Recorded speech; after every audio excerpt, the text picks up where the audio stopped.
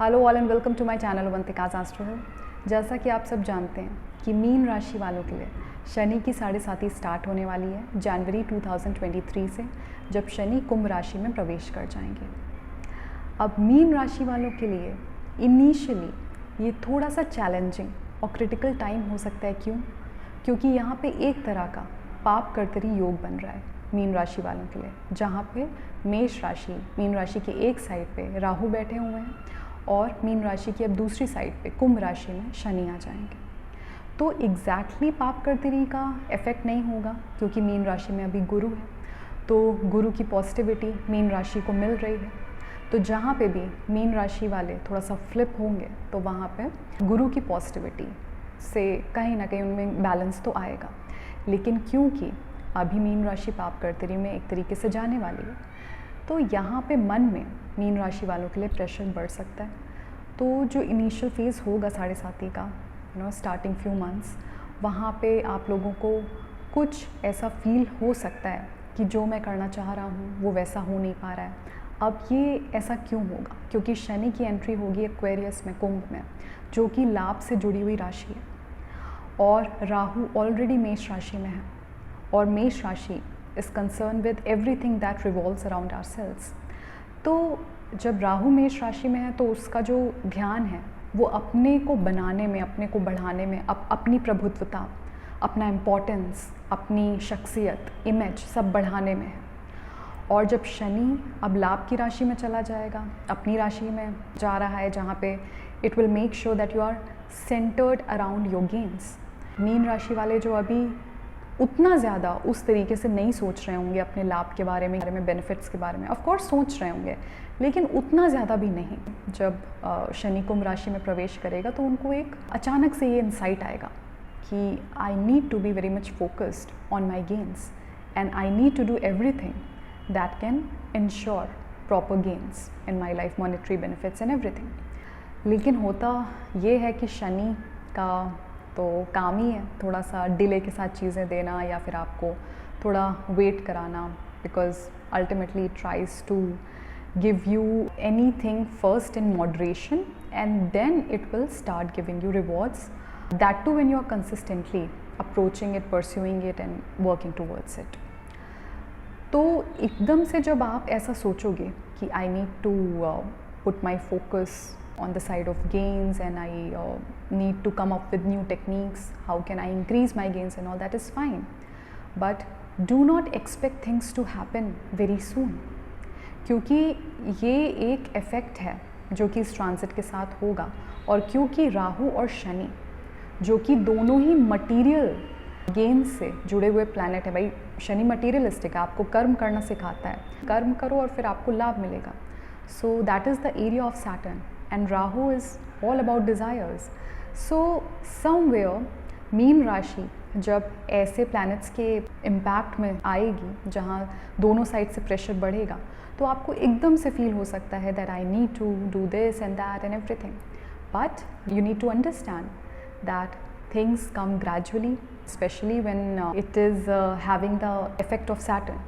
What best you can do is that during this time when you feel motivated, when you feel pushed, then you can start jotting down the techniques and you can start working on those frames that can ensure some benefit in the upcoming time for you. So do not flip, do not become desperate, do not come under any pressure. Like let's say you are sitting with your peers or you are sitting with your friends and suddenly you get this idea कि यार ये इतना ज़्यादा अभी progress कर रहा है, वो इतना ज़्यादा कर रहा है, और मैं क्या कर रहा हूँ, मेरा पैकेज कितना है, मैं यहाँ पे क्यों स्टक हो गया हूँ। You will definitely feel this way. Owing to this feeling you can even feel negative. one moment you will feel very motivated, but when you will analyze and evaluate your performance from the other people's eyes, then you will be like कि अभी तक तो मैं उस level तक नहीं गया हूँ, और ये लोग तो जो मेरा सर्कल है, जिनको मैं जानता हूँ, जो लोग मेरे साथ थे एंड ऑल, तो वो लोग तो एक लेवल तक पहुँच चुके हैं। So this can give you feeling of sadness and you can feel little demotivated, demoralised. So don't be so much concerned about these feelings. Don't give too much energy to these thoughts that you are not able to reach that level.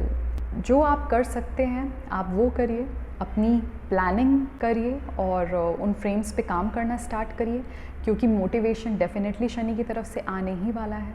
थोड़ा शनि का काम होता है कि ज़्यादा push करना, तो suddenly mean राशि वालों, इसीलिए मैंने कहा कि मन में प्रेशर आ सकता है ज़्यादा परफॉर्म करने का, so that you can gather more benefits in the upcoming time. But with that do not become desperate, become eager but do not become desperate, because उसका कुछ होगा नहीं। जिस टाइम पे आपको जो फल मिलना है मिलेगा उसी हिसाब से। So somewhere this kind of push was actually needed for Pisceans. Y?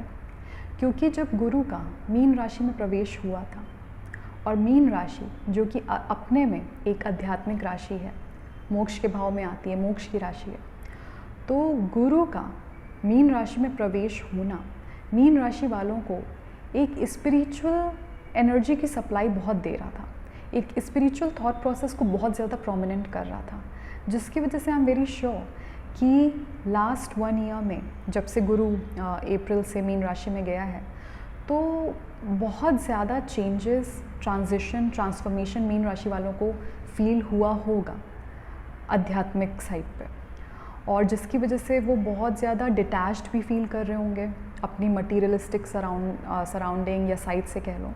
सो वहाँ से वो थोड़ा सा डिटैच्ड फील कर रहे होंगे, मन ऐसा लग रहा होगा कि जैसे उठ सा रहा है, कुछ और ही ढूंढ रहा है। तो ये साइड मीन राशि वालों में बहुत ज़्यादा प्रोमिनेंट हो रही होगी लास्ट ईयर से, और इसलिए शनि का कुंभ राशि में आना, ये जो एक पुश है, ये बहुत ज़्यादा ज़रूरी है मीन राशि वालों के लिए, क्योंकि इससे उनमें अब एक बैलेंस आएगा मटीरियलिस्टिक लाइफ को लेकर, और जिसकी वजह से एक चेंज के चलते they will be more concerned and will be practically taking steps towards strengthening their material life, and which is very important. So I would only say that साढ़े साथी जब भी किसी भी राशि की आती है, तो आप लोगों को बस एक ही चीज़ ध्यान रखनी है, और वो ये है कि अपना जो चार्ज है उसको बढ़ाइए, उसको स्ट्रॉन्ग बनाइए। Keep strengthening that charge which is your fire element. So keep working out, follow routine and have a system in place, be disciplined. I'm sure you must have heard these suggestions over and over when it comes to Sadhi, but again this is very important, and that's why most of the astrologers keep giving these advices that एक system होना चाहिए, discipline lifestyle होना चाहिए, और workout, physical workout, mentally do not become lethargic, because if you become mentally lethargic, then that is exactly the time when Saturn starts taming you, because it cannot see person not taking his or her growth seriously. So it wants you to develop, especially अगर वो Aquarius में आ रहा है, तो उसकी एक expectation है कि आपका जो ध्यान है वो अपने लाभ को बनाने में, उसको सुनिश्चित करने में होना चाहिए। And if you are not concern, if you are not showing any respect for this kind of trait which is represented by Saturn in Aquarius, then of course it is going to give you some challenging times, where again you will come in that space जहाँ पे आप उस तरीके से सोचने लगोगे, उस तरीके से काम करने लगोगे। But the point is that why we need to wait for that moment. So I would only say कि मीन राशि वालों के लिए अपना चार्ज बढ़ाते रहिए, क्योंकि आप जल राशि हैं, और एक ऐसी राशि है जहाँ पे बहुत ज़्यादा इमेजिनेशन जुड़ा हुआ है, बहुत ज़्यादा थॉट्स जुड़े हुए हैं, एक दिमाग में बहुत कुछ चल रहा है। और मीन राशि of course I mean 12th house में आती है, तो उसका ये मतलब है कि वो स्थान जहाँ पे आत्मा शरीर छोड़ रही है, तो कहीं ना कहीं आप जो एक डिटैचमेंट है वो फीलिंग आपके अंदर रहती ही है। और सैटर्न जब पास में आ जाएगा तो वो कहेगा कि इधर अपनी अर्थ में, इस प्लैनेट में अपनी पोजीशन को थोड़ा सा सॉलिड करो, उसके लिए जो जो स्टेप्स लेने हैं लो।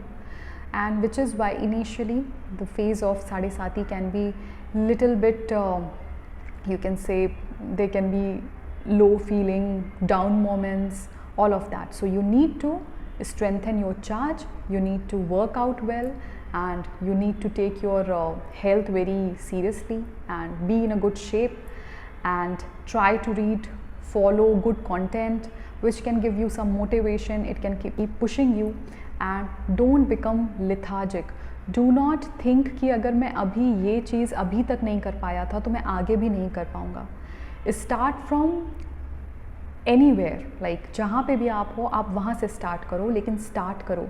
Do not stay in one place for long and do not stay in the place where you are, जहाँ पे आपको ऐसा लग रहा है कि there is no growth and what ever.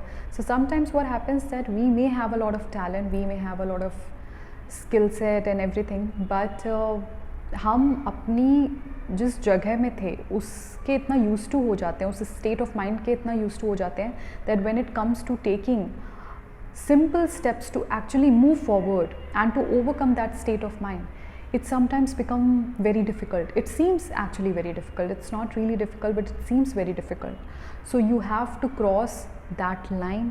You have to come from point A to point B and you have to just cross that bridge जहाँ पे आपके ही थॉट प्रोसेस की वजह से आप कुछ स्टेप्स अभी तक कुछ बहुत कॉन्क्रीट स्टेप्स नहीं ले पा रहे थे. So utilise this time in a more productive manner.